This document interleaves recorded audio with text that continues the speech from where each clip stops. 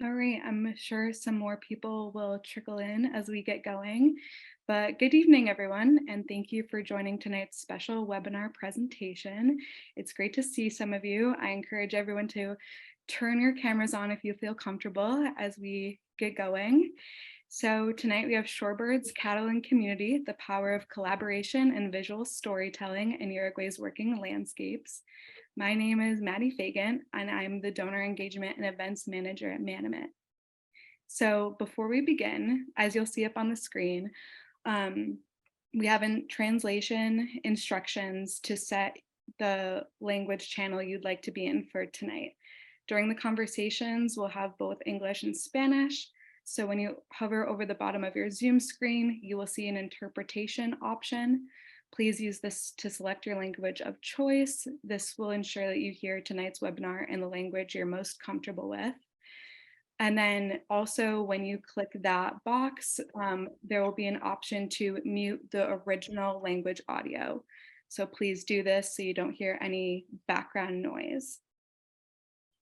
So we'll give everyone a moment to find their language channel, and please let us know, either raise your hand or drop it in the chat if you're having any trouble with this. If it's working, definitely feel free to put a thumbs up. That'd be great.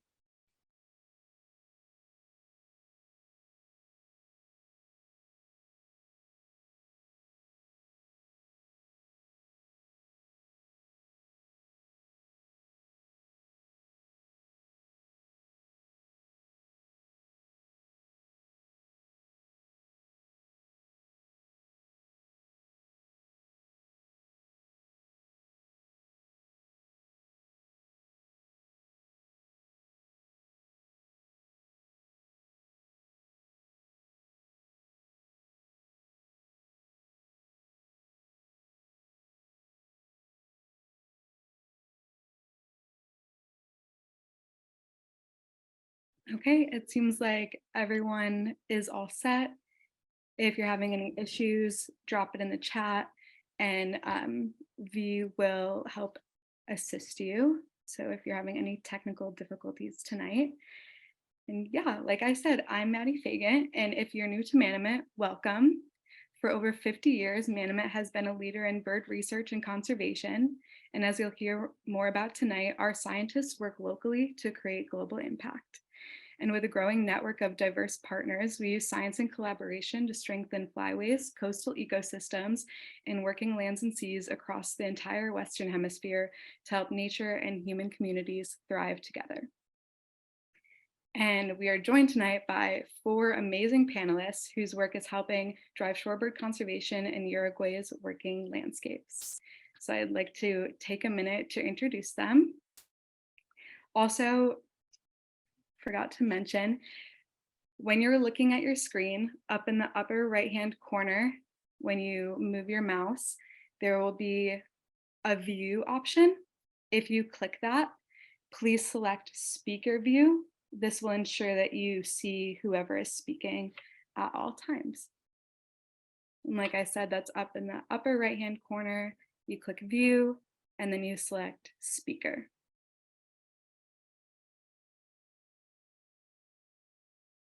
So two of our panelists, we have Joaquin Aldabe and Nicolas Marchand, Manomet's ranching and conservation specialists. You can give a wave if you'd like, Joaquin and Nico. We have Exequiel Caldas, co-director of the Back to the South film. It's a short film showcasing Uruguay's coastal habitat, which we'll be exploring in just a few moments. And last but not least, we have Jorge Aribe, a cattle rancher from Laguna de Rocha, who recently launched an ecotourism business focused on shorebirds. And he's the only producer in Uruguay who has a migratory bird trail on his ranch. So without further ado, we'll get to the Back to the South film. And as we take a trip to Uruguay's coastal lagoons through these selected clips of Exequiel's film, you will have the opportunity to interact with our panelists during the Q&A sessions between each clip. If you have a question for our panelists, please either type it in the chat, can raise your hand, or there's also a feature at the bottom of your Zoom bar under reactions, which you can select raise your hand. So yeah, you can find that at the bottom of your Zoom screen. And since we encourage audience participation during tonight's webinar, you can turn your video on, as many of you already have, and unmute yourself to ask a question or make any comments. Besides that, please try to keep yourself muted if you do not have a question, so we're not hearing any background noise. And if you experience any technical issues, please let us know in the chat. We will also be using Zoom's polls features as another way for you all to engage in tonight's event. So when you see a poll appear on your screen, simply choose or insert your answer and click submit. There will not be a quiz at the end, so it's okay, but the results will be shared after the poll is closed. And finally, we'd like to say a special thank you to any Manomet donors here with us this evening. Today is Giving Tuesday, which is a global generosity movement that inspires millions of people to celebrate and give to their favorite nonprofits and charity organizations.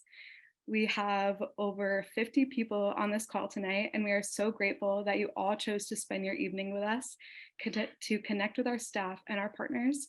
And if you'd like to support initiatives like the ones you're going to hear about tonight and help us advance our work, you'll have a few opportunities to do so throughout the event. But first, we'll turn it over to our panelists and get some backstory about the film. So our first question, and a very important one, why is this film called Back to the South?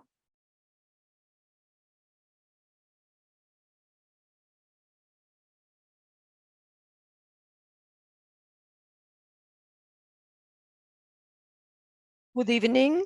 The first place, I would like to tell you that I am very happy about this invitation and the fact that the film is being shown in the United States.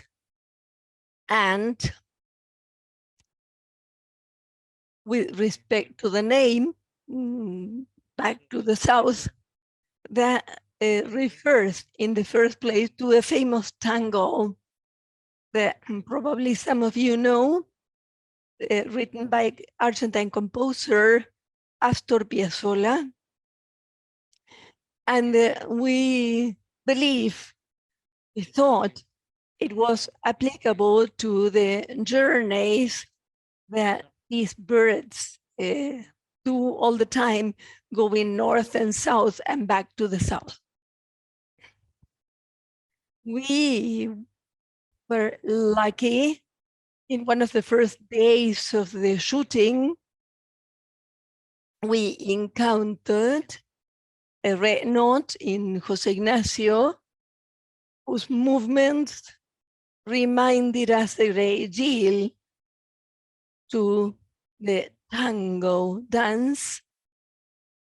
And immediately we thought it was appropriate for Exequiel Caldas, the composer of our documentary, to compose a specific tango for that scene. And that gave sense, gave meaning to that name. I was born in Montevideo. I was brought up in Sweden, very close to the Arctic. My life has been moving north to south, south to north.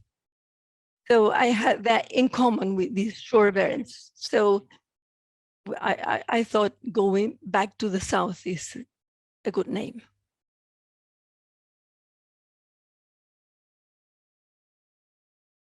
Great, thank you, Exequiel. So with that, let's take a look at this first clip.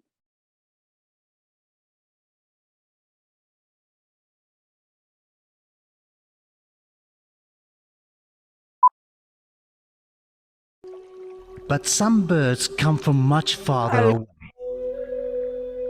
They fly over 8,000 miles from the Arctic tundra of Alaska and Canada, where they nest and breed.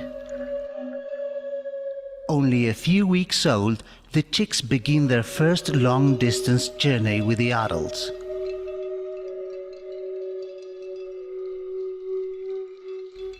Every year, they use the same places to rest and feed.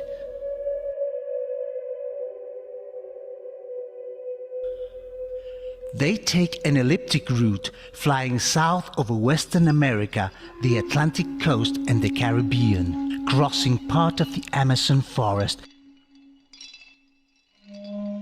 to stay in the Uruguayan East Coast lagoons in the southern spring and summer.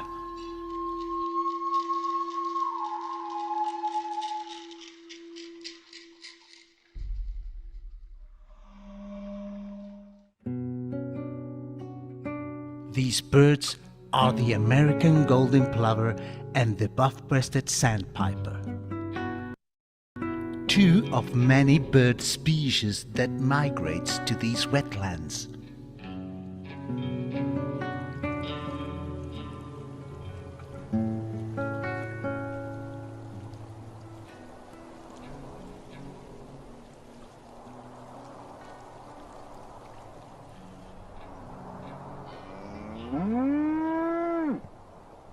These migrants make a huge effort to reach the lagoons and to switch polar bears and the Inuit for cows, the gauchos and the rheas for a few months.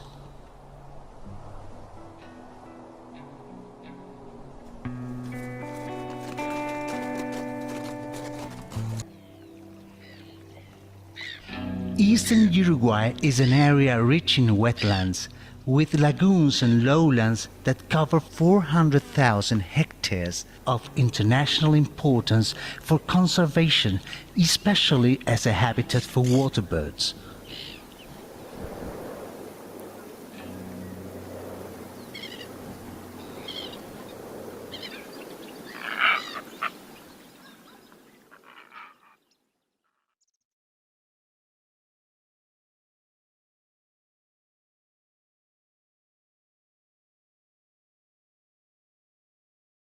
How amazing was that? That the footage is just so stunning. And I'd like to remind everyone that if you have any questions from this first clip for any of our panelists, feel free to put it in the chat or raise your hand and unmute yourself. So to kick us off, we do have a couple questions for our panelists. First, why did you choose to focus on this particular landscape?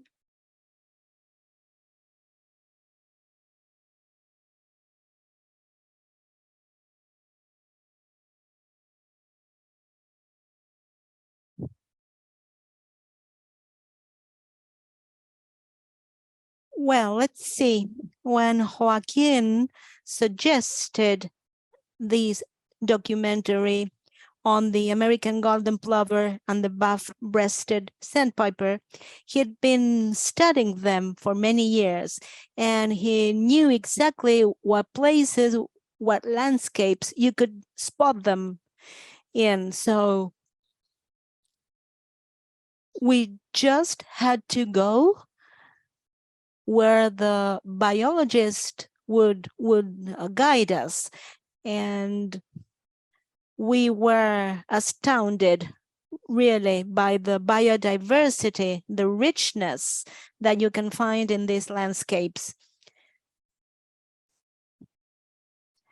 And in ranchlands, the lagoons and their surrounding areas. So much so that these landscapes really enthralled us. So we actually decided to make a series of documentaries we're working on to capture this habitat for different shorebird species. Maybe Joaquin would like to comment, would like to add something on the landscape, but it's up to him. Good afternoon, everybody. A real pleasure to talk to you. Thanks for your attendance. Thanks, congratulations, Exequiel, for your job, Manuela, for your outstanding job. It really exceeded our expectations by far. So initially, the goal was for people to get to know these shorebirds in order to preserve this species. These shorebirds heavily rely on human activities, on cattle raising, on the use of the grass by humans. So we wanted to broadcast these to the rural population in Argentina and Uruguay. We wanted to show them the treasure they have in their hands, because they may not be fully aware of the rich treasure they have. And we wanted to show this to the whole world, to everybody. The people in North America, we want them to know these wintering areas, because this is a faraway area for them, over 10,000 kilometers. So we wanted to use image and sound to show these wintering areas for these birds, species that we share with many countries in this continent. And I want to mention the presence of outstanding personalities in the conservation movement, such as Shelley Wiggin. She is working in Kansas with cattle ranchers. Shelley Wurzma from Bolivia. They conduct outstanding work. And Richard Langtot, the godfather of these species, he was a great support for many of us in our work with these species. They are going to be available for your questions and your feedback, and they are going to explain their role in supporting the flyaways, because if you want to preserve these species, you have to network, you have to work as a network. You cannot work on your own, and we've created a very great network of people and places to support these species. Fantastic. Thank you, Joaquin. We do have a question in from Shelley. Thank you, Shelley. So our question is, what percentage of American golden plovers and buff-breasted sandpipers of their whole populations, so what percentage of that, end up spending time in the lagoons of Uruguay, if we have an estimate?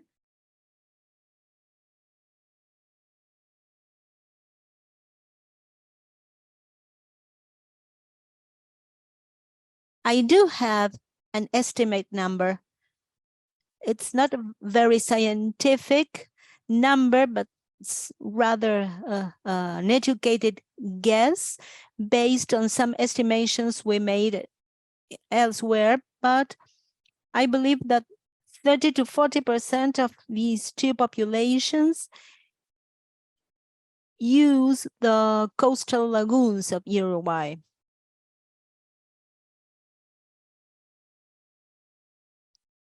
We share them with the southern part of Brazil and the eastern center region of Argentina. These places accommodate a large percentage, a large population of these birds.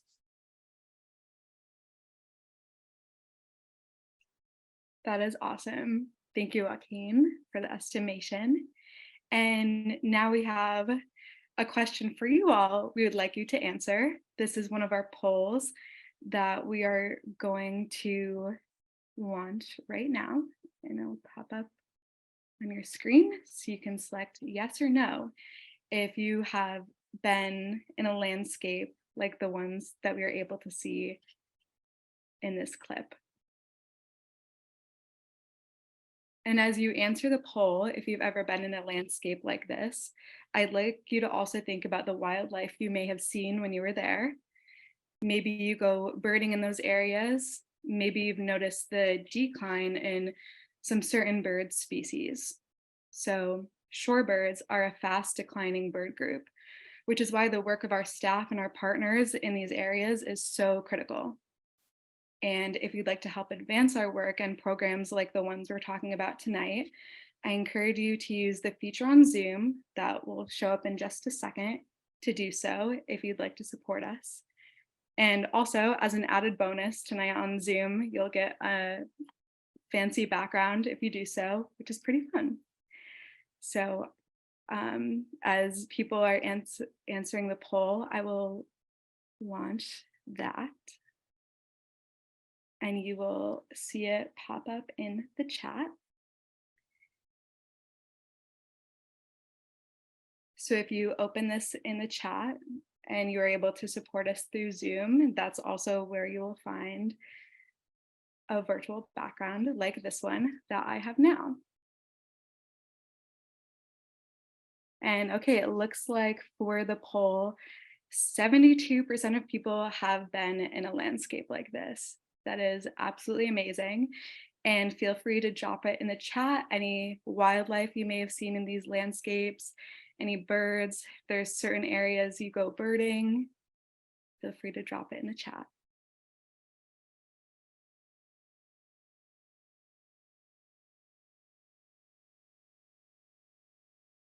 All right, and then I'll turn it back over to V for our second clip.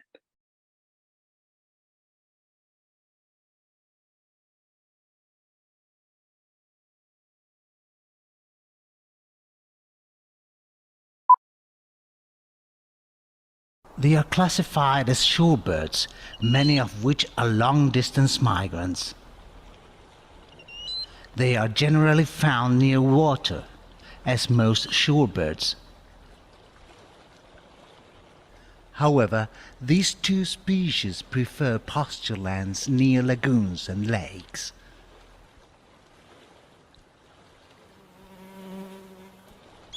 The American golden plover is about 10 inches long. It has a speckled grey back, a large and round head, and a charming white eyebrow. Its name relates to the golden color of its back while in breeding plumage. During the months it stays in the Arctic, its back turns golden with black plumage from face to below the tail.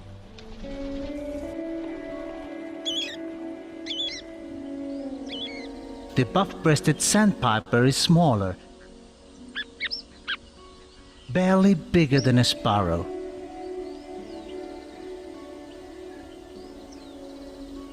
With yellow legs, a short bill, and a cinnamon-colored plumage, in flight they show the intense white of the underside of their outstretched wings.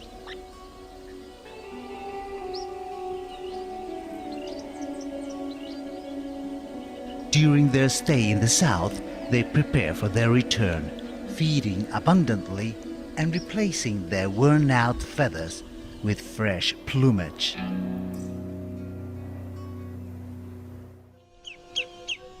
Another migrant that finds his food in shallow waters is the lesser yellowlegs sandpiper. Like the golden plovers and the buff-breasted sandpipers, these interesting birds also nest and breed in the Arctic tundra of Alaska and Canada. They start to arrive in these lagoons in September, and some stay till late March. They say it was here they learned to tango.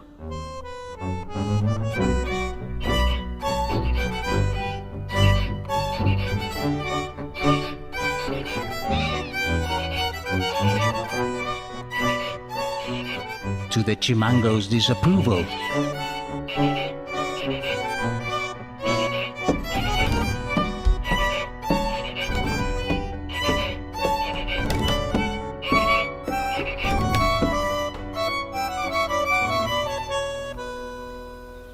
And the astonishment of the pampa finch.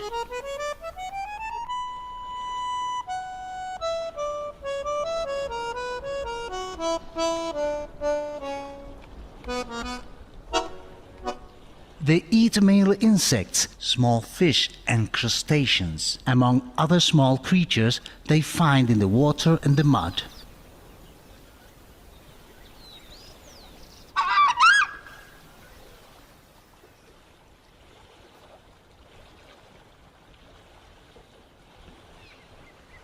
The chimango is not only a great hunter, it eats almost everything, from carrion to lagoon delights. Like this freshwater mussel.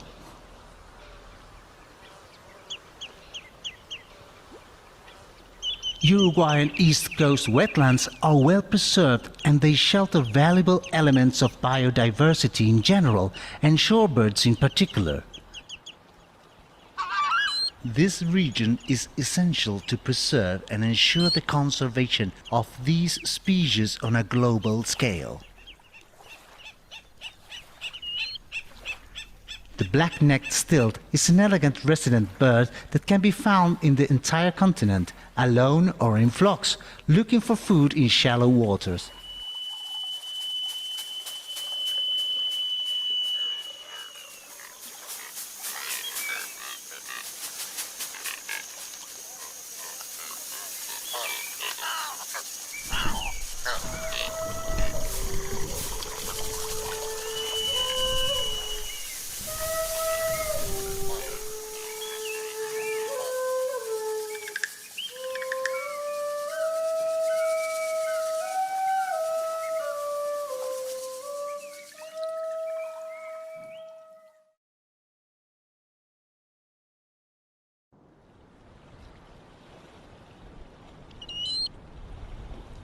The American golden plover is always on the alert. Its upright posture and small runs are typical of this bird, as well as its alarm call. It is a great sentinel when danger appears.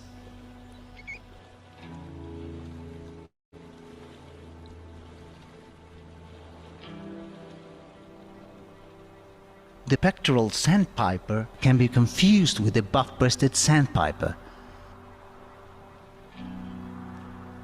Its plumage is similar, but it has a longer bill and legs and is slightly larger.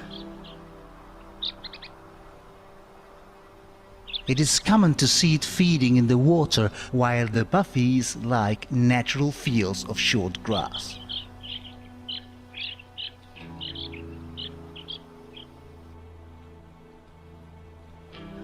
These migratory birds also nest and breed in the Arctic Circle in Siberia and North America, and remain in the southern hemisphere of America during the austral spring and summer.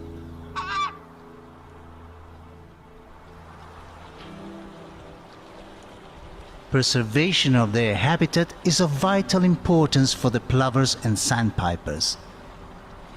Human productive activities must necessarily be carried out in total respect for wetlands and their environment.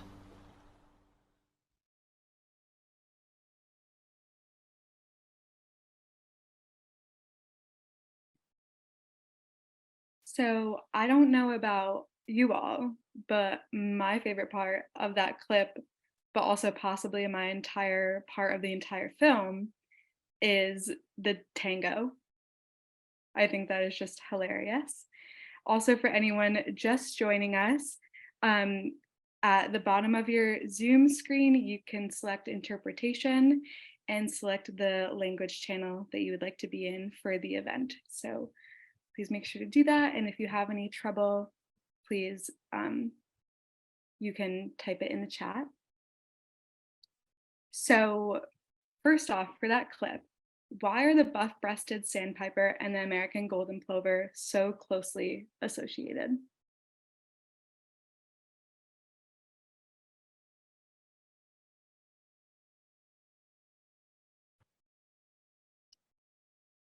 Well, Maddie, this is Rick Clankto. I can try to answer that. For those of you that don't know me, I'm a biologist. I work for the U.S. Fish and Wildlife Service in Anchorage, Alaska, and I've had the pleasure of studying both of those species on their breeding grounds in the tundra of the Alaska and Canada, but also had the pleasure of working with Joaquin and others in the Southern Cone. And you're right that the two species are together very frequently when they migrate.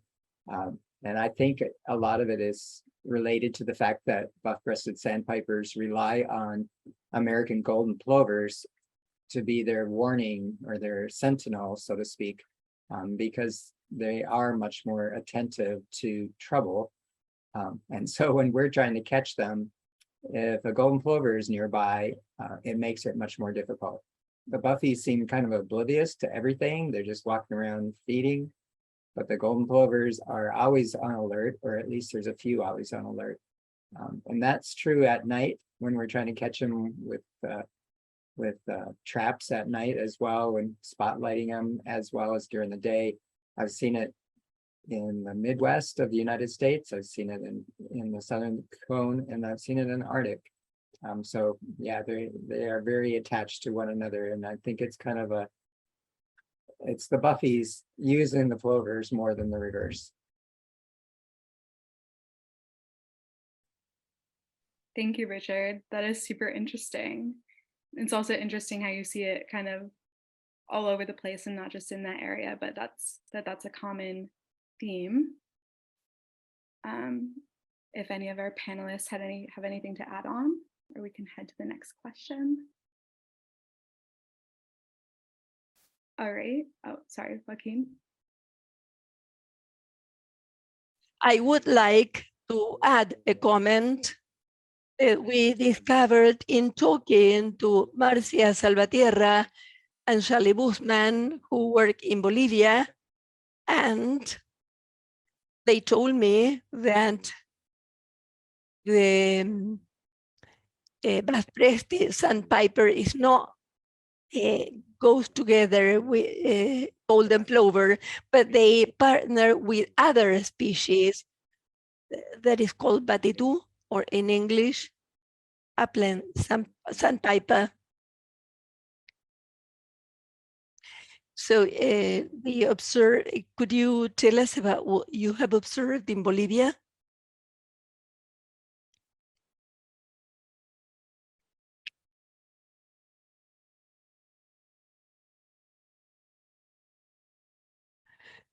Well, let me tell you, that species, Patitu, also has the characteristic of being alert and identifying danger before and making an alarm call. The alarm call interpreted by the buff-breasted sandpiper as danger.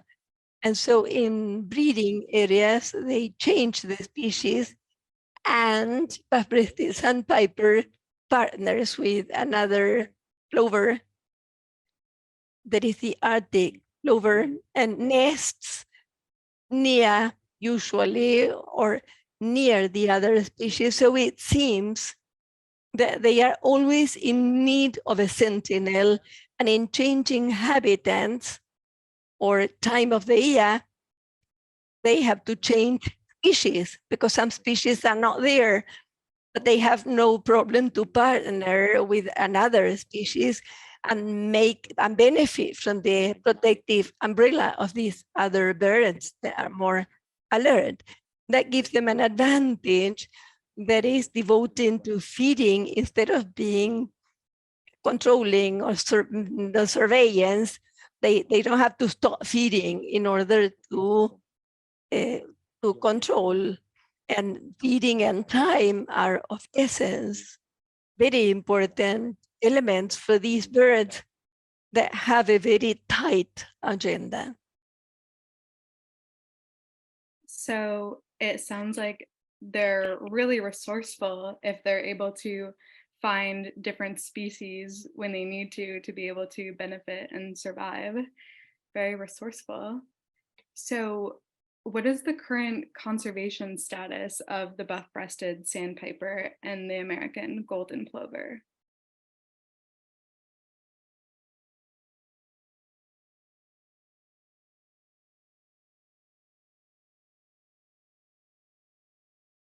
Well, it is a species that is in decline, and we have observed or inferred a populational reduction that is significant in the last 100 years. And the status, according to UCN, is close to threatened due to hunting that occurred in the 19th century, and today to the degradation and loss of habitat in wintering areas and in the flyways.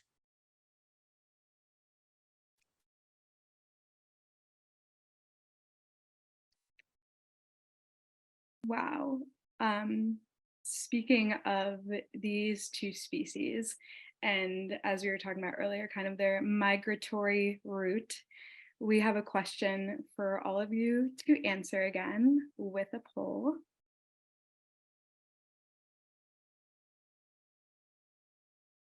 So how many miles does the buff-breasted sandpiper travel every year? We have a variety of answers, and I'm curious to see how far they really travel. All of these look extremely long.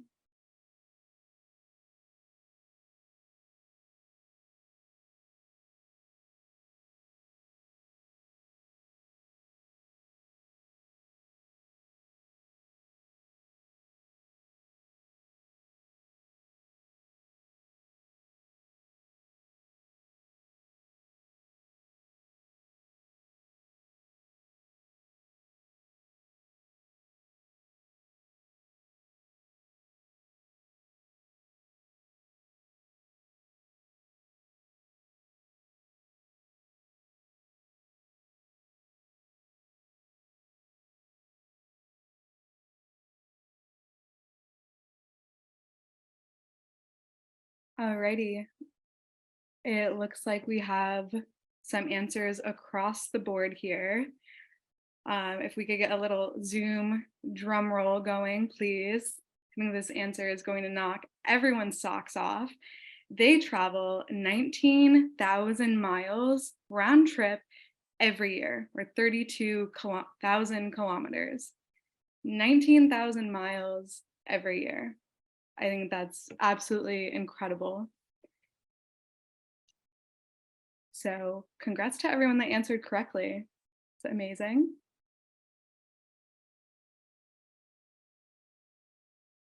I agree, Tammy. Absolutely amazing.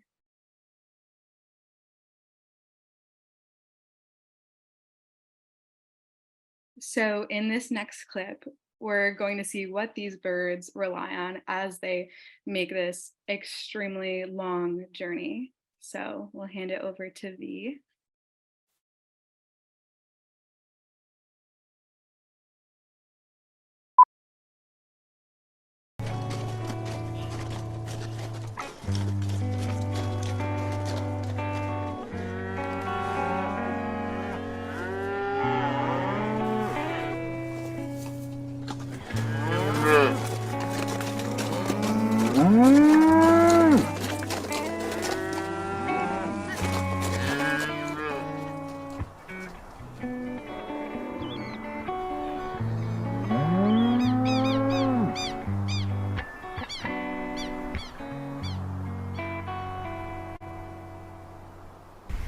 Although they also feed on seeds, American golden plovers and buff-breasted sandpipers mainly eat insects, like the larvae, which abound in these cow dung-mined fields. Certain crops are sprayed with agrochemicals that affect the habitat, reducing the number of invertebrates, the main food source of the buff-breasted sandpiper. These birds depend on natural grasslands, and the reduction of or damage of these pastures have reduced populations.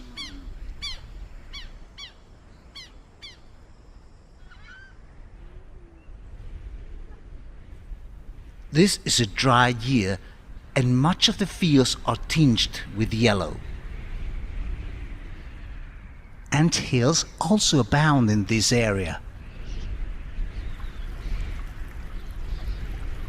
When the wind gets intense, the anthills are good shelters.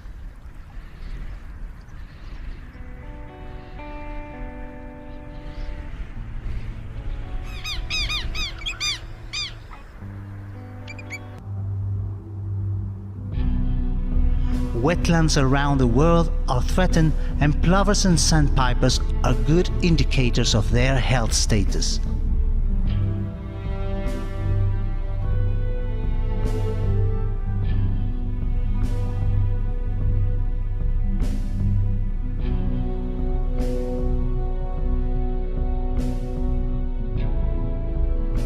And at the end of summer, with new wings and renewed energy, the journey back to the Arctic tundra begins.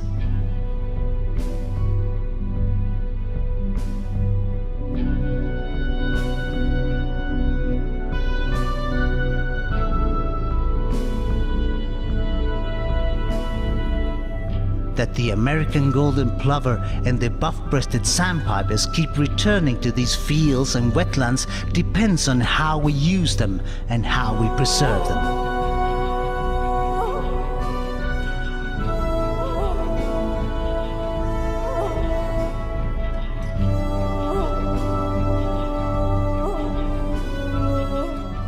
A new 8,000-mile journey awaits them, not devoid of climatic difficulties such as hurricanes, as well as natural predators and human threats.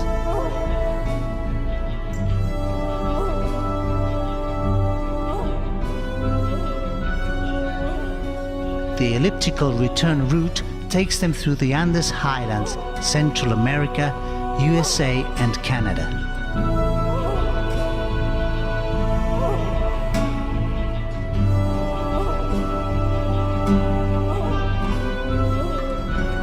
In their night flights, they are guided by the stars.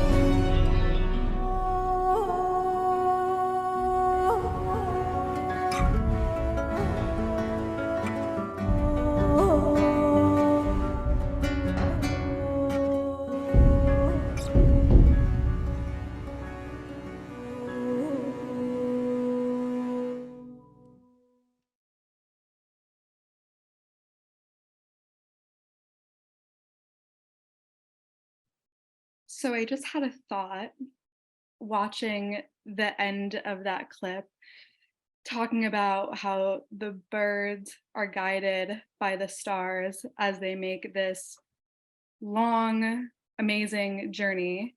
And if we just think for a moment, if anyone's ever been on a somewhat long road trip anywhere, probably following a GPS, probably having car troubles at some point. If you're in a car with your family, probably arguing at some point. But if you were following the stars, I don't know if we'd make it to our destination. I don't know about you all. I probably wouldn't. But I think that's just amazing, especially for how long of a journey they have. I just don't know if I could make it following the stars. And so we have another question from Julie. So thank you, Julie. Do the people of Uruguay enjoy watching the shorebirds, or do they hunt them?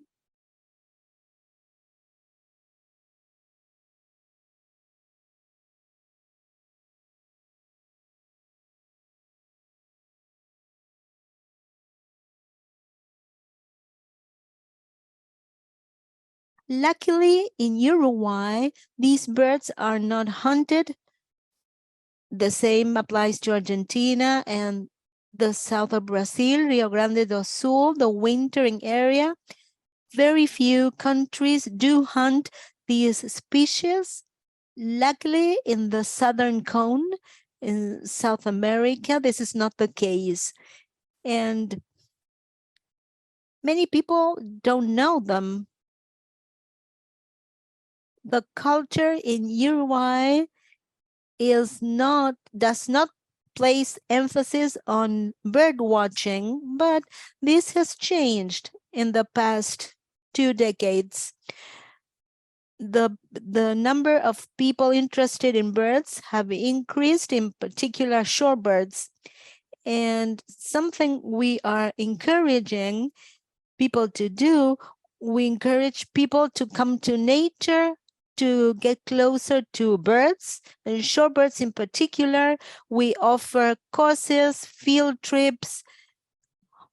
So little by little, we are making progress, and we are engaging more people in Uruguay so they can enjoy watching these birds.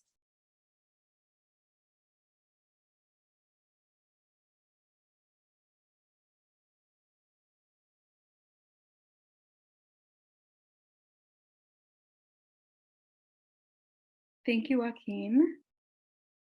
So going off of this last clip, what type of landscape or land usage predominates in these wintering areas?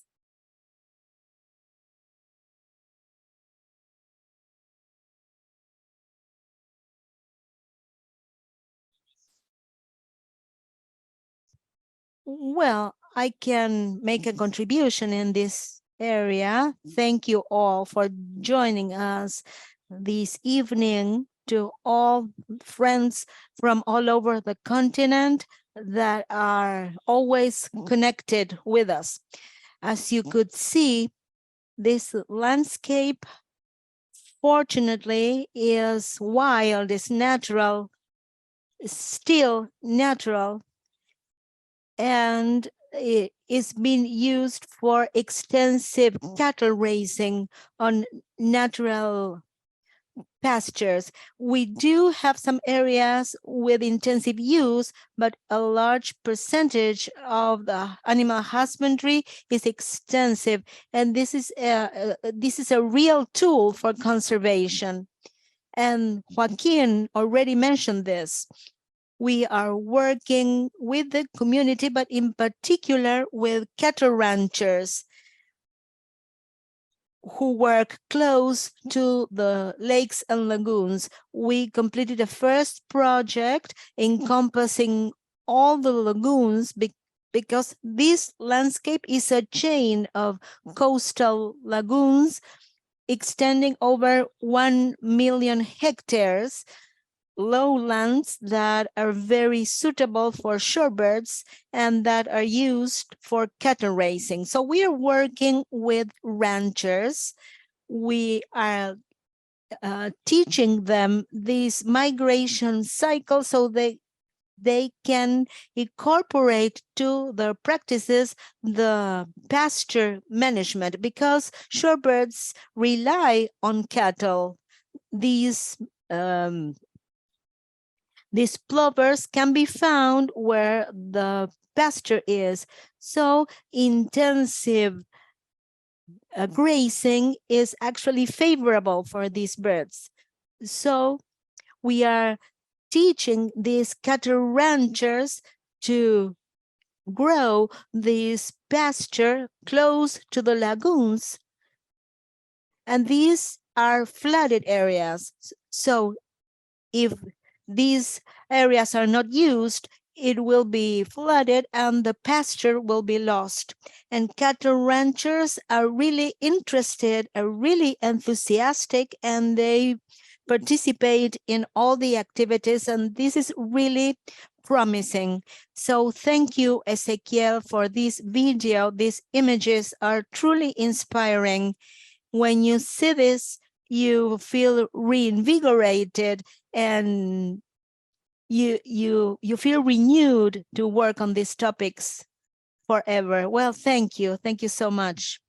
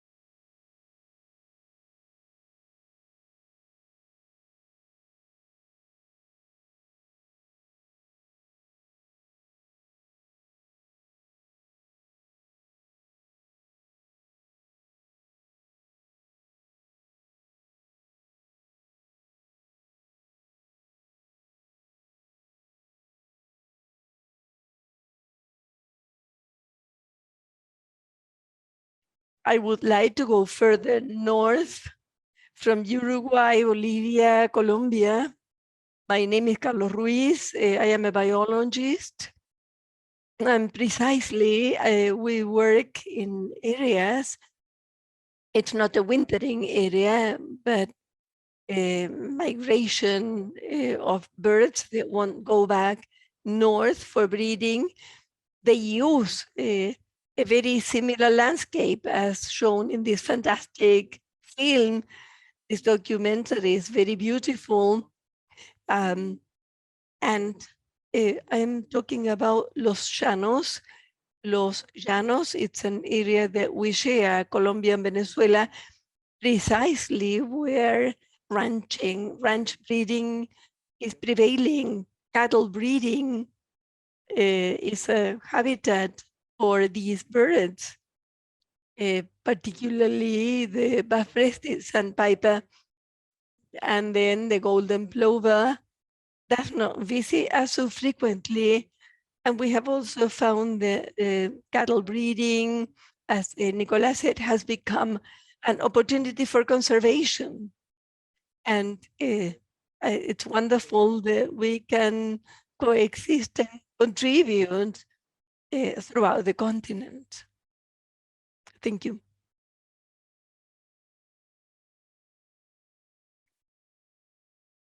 Thank you so much, Carlos. And yeah, it's amazing with the not only like coexisting, but truly like benefiting one another with these partnerships.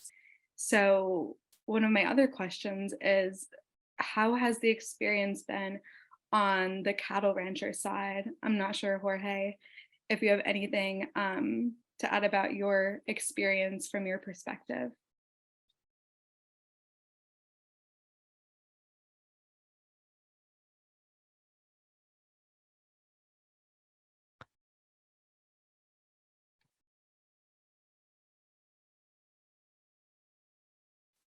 Here, I think we are with Jorge Uribe, who is a rancher from Laguna de Rocha, cattle breeder, who is working a lot with us and is here today in the webinar. Perhaps, Jorge, you can share your experience. Thank you. Can you hear? It's a pleasure.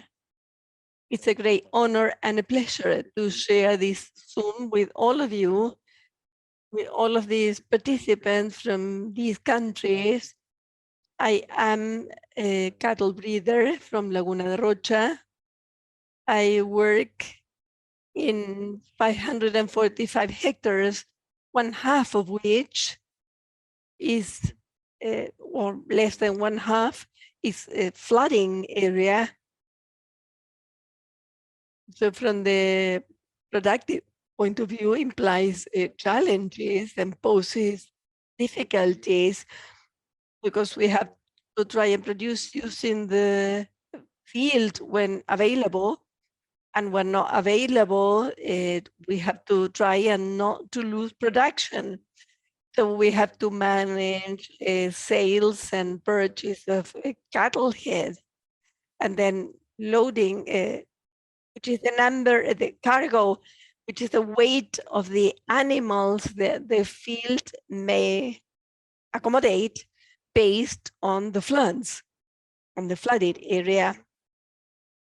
This is an introduction, and of course I am open to questions, and if there is something you do not understand, could you please raise the question? More specifically, about management with conservation. What we do is to use the area where the plovers have the most influence with quite a lot of cattle heads, based on the grass, of the grass cover, because if we have many cows in an area where was covered with water, we break the grass, we let cows eat there. Cows usually respond well to some type of grass that is found in the lagoons, like adult cows that with teeth. They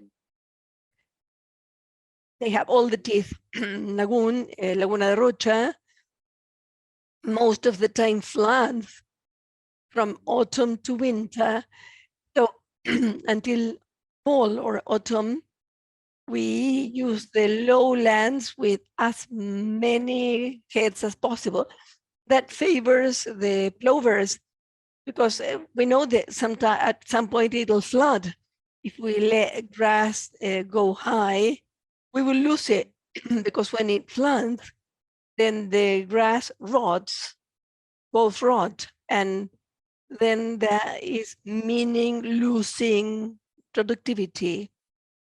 Now, the fact that it is progressive, right now the lagoon is at a medium level and has some water in the field. So we can have more cows. And we know that the grass cover, the surface, will not be damaged with cows treading on. And in the summer, we will have more. So we have to consider that because cows need grass, you cannot have too many cows because then they go thin and lose weight and do not breed. But as when the flood period is over, we have fewer heads because we cannot break the cover. That's our experience from the production point of view. So I don't know whether this is understood, but well, I'm open to questions. Something that I should mention is that in the lowlands, we keep highlands, as mentioned earlier, because we know that highlands will be always available. So we have fewer cows. So when there is flood, the cows can go to the highlands and turn grass into meat, feed the calves, and then they do not lose weight. Initially, that's what I can share from the production point of view. Thank you so much, Jorge. And we have our last question from Julie for any of our panelists or for anyone else who's on the call tonight. How is global warming affecting the cattle ranching and the shorebirds?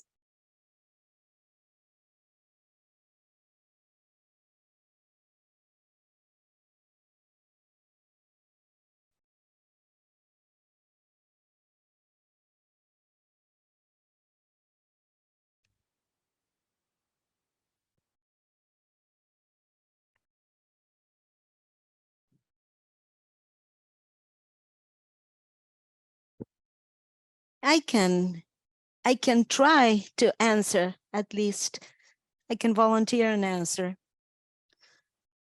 One of the effects of global warming and climate change in this part of the world is the climate variability and the occurrence of extreme events such as droughts.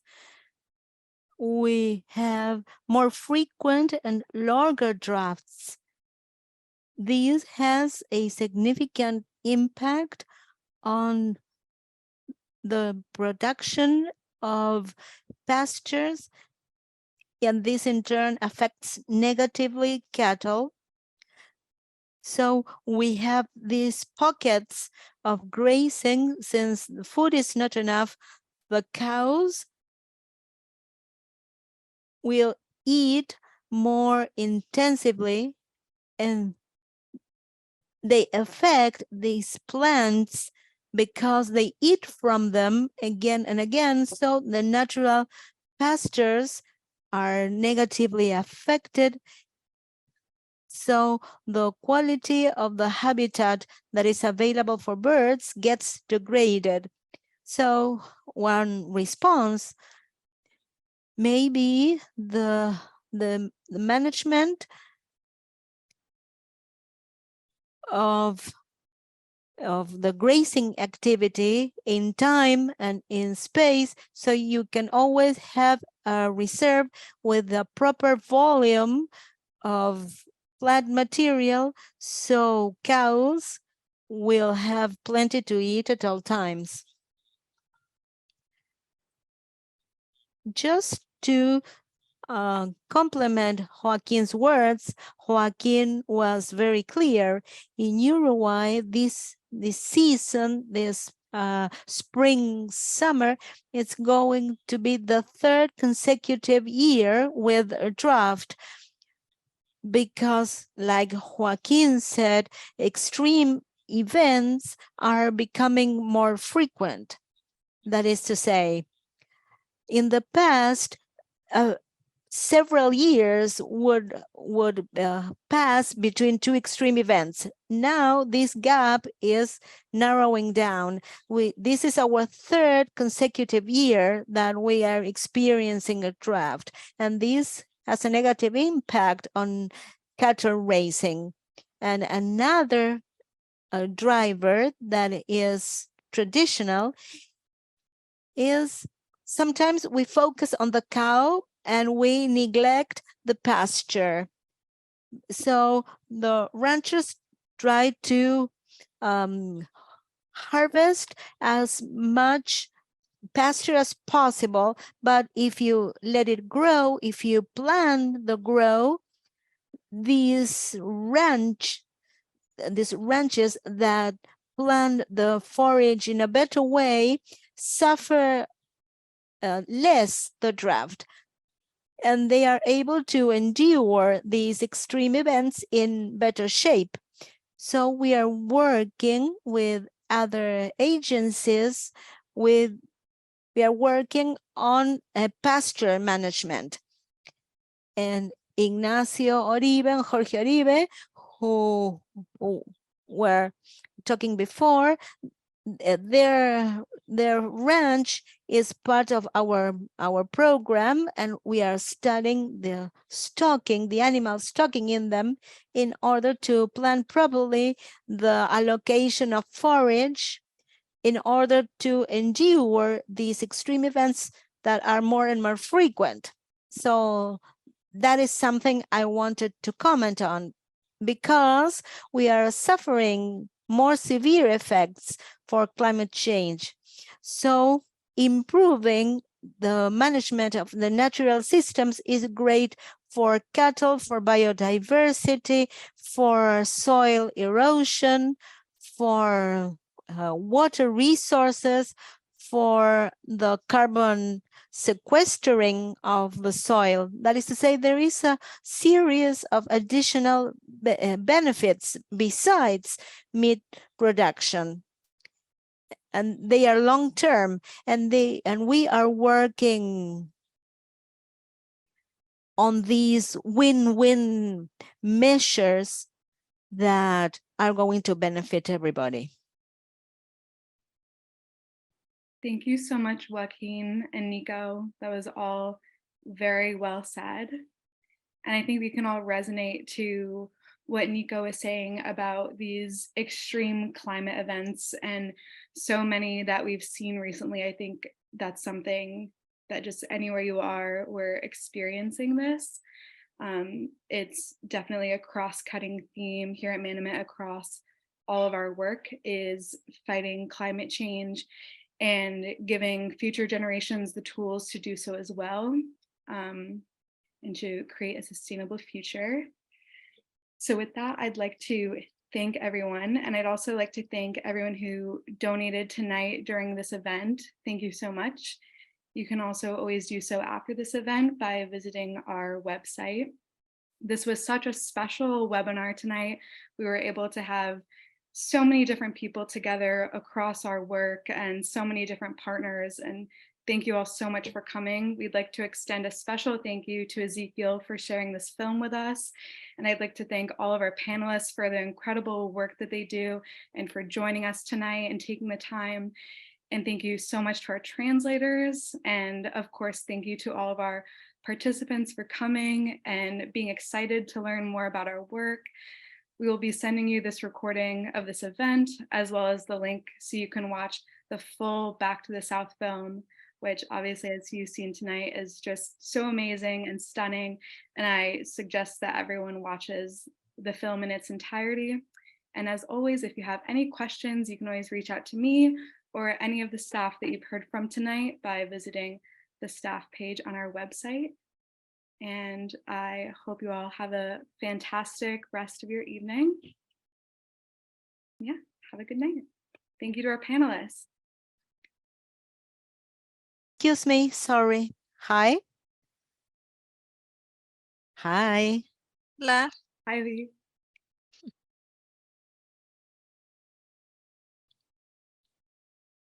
Sorry, I would like to make a quick comment. As a rancher, I would like to mention the tourist aspect of our ranch. If you would like to come to Uruguay. Yes, we are listening. Go ahead.